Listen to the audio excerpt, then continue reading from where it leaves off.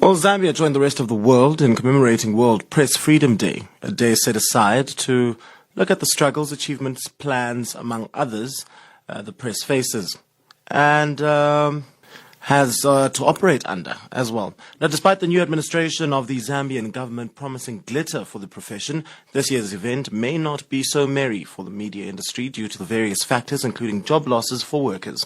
Arthur Davis Sukopo reports. For Eve Nankala, a mid-career journalist, this day is set to reflect on her duties to society. It's a day that helps me look back at how journalists perform and how we operate. Is the environment free, conducive for me to carry out my duties without any form of fear or intimidation? It also gives me an opportunity to look back and see, have I been objective? Have I been factual? Founder of the Free Press Initiative Zambia, Joanne Chilwa, says this is not so happy Press Freedom Day, as the future of the media in the country is bleak due to many factors. Ms. Chilwa further mentioned some of them as infringing laws, withdrawal of adverts by advertisers from traditional media in preference for digital platforms, already commenced job cuts going on at the state-owned and run Times of Zambia newspaper,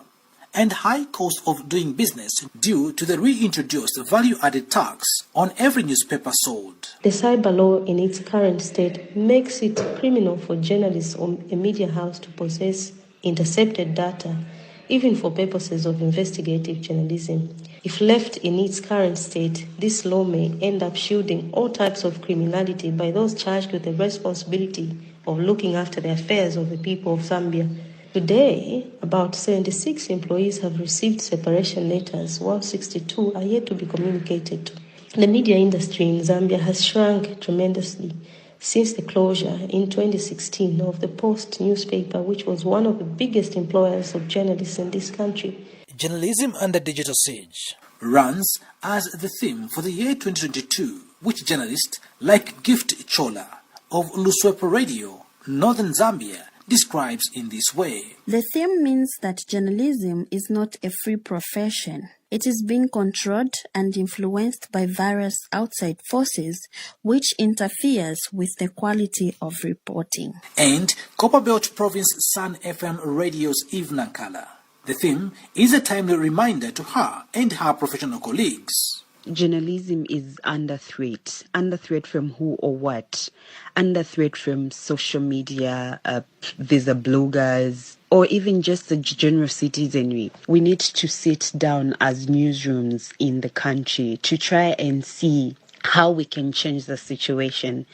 Technology has come with a bang. There's so many innovations that have come up, which I feel journalists can try to look at, sit down and see how they can change their newsrooms. Noting that the current president of Zambia, Hakainde Hichilema, made countless glittering promises of liberating the media whilst he was in opposition with his United Party for National Development, UPND, demands for actualization of these promises are now coming from all parts of the country, including northern province of Zambia, through Govt Chola of Luswepo Radio in Imbala. My expectations from the current government is that they fulfill their promises and also help develop the media fraternities in the country by letting them operate independently. I would also like to see a free media, one that works without intimidation or coercion from government. I expect that information from public offices will be availed freely to investigative journalists so that they don't resort to unethical means of obtaining information. Founder of the Free Press Initiative Zambia, Joanne Chilwa, says, Our urgent and immediate call to President Hakainde Hichilema is that he must not go back on his word, but should stick to his promise to revise all legislation that is inimical to press freedom and freedom of expression. This will allow the media to ably carry out its watchdog role of sticking to ethical conduct. Lusaka is hosting the major gathering of the World Press Freedom Day in 2022, which has been commemorated for 2 days, that is, the 3rd and the 4th of May, as opposed to only one day, the 3rd May. President Hakainde Hichilema, on the 2nd day of the commemoration, Wednesday, 4th May, will take time to interact with pressmen and women during the World Press Freedom Day conference. at which he will see it fit to deliver what his government is doing for the fourth estate, such as promising the tabling before Parliament, and later the enactment of the Access to Information Bill into law. Meanwhile, his Minister of Information and Media, Chushi Kasanda, during the launch of the Press Day, says government has finalized incorporating all views from stakeholders into the draft ATI bill, in readiness for resubmission to the Ministry of Justice. The minister later reaffirms government's commitment to freedom of the media in deepening democracy and development. Reporting for the SABC's Channel Africa in Lusaka, Zambia, I'm Arthur Davis, Scopo. As World Press Freedom Day is being observed today, scores of journalists in Cameroon's capital, Yaoundé, are asking both government troops and separatist fighters to stop abusing their rights.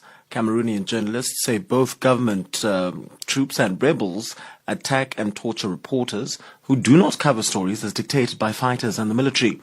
Channel Africa's Moki Edwin reports from Yaoundé, where at least 34 journalists from Cameroon's crisis-hit regions have relocated. 36-year-old Lambert Kevin is now a baker in Cameroon's capital, Yaoundé. 2 years ago, Kevin was freelance reporter and correspondent of Canal 2 International, one of Cameroon's leading TV stations. He was reporter for Canal 2 International in Bui, an administrative unit in Cameroon's English-speaking Northwest region. Kevin says he had a